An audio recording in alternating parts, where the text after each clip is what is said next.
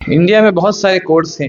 चलिए समझते हैं इनकी हायरार्की को। सबसे पहले समझते हैं रेवेन्यू कोड के बारे में। रेवेन्यू कोड वो कोड होते हैं जो लैंड रेवेन्यू मैटर से डील करते हैं, जैसे कि म्यूटेशन, एग्रीकल्चरल डिस्प्यूट एटसेट्रा। दूसरे नंबर पे आते हैं district and session code. District code वो कोड होते हैं जो सिविल केसेस से डील करते हैं, जैसे कि कॉन्ट्रैक्ट या फिर प्रॉपर्टी डिस्प्यूट। उसके बाद आते हैं sessions code. Session code criminal case से डील करते हैं, जैसे कि मर्डर, थेफ्ट, रॉबरी, डकैती एटसेट्रा।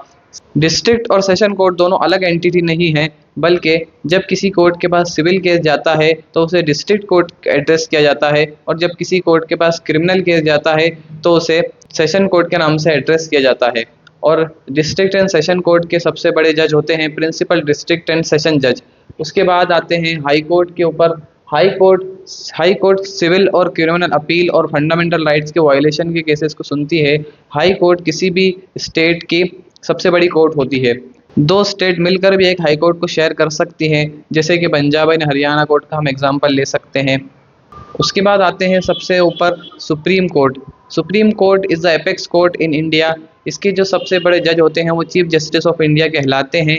और सुप्रीम कोर्ट का ज्यूरिसडिक्शन पूरे इंडिया पर होता है। सुप्रीम कोर्ट हाई कोर्ट की अपील को सुनती है और फंडामेंटल राइट्स के वायलेशन के केसेस को भी सुनती है। सुप्रीम कोर्ट का ज्यूरिसडिक्शन सुओ मोटो भी हो सकता है।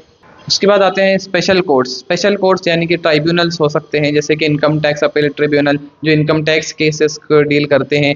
नेशनल कंपनी लॉ ट्रिब्यूनल जो सिर्फ कंपनीज के केसेस को डील करते हैं। National green tribunal etcetera.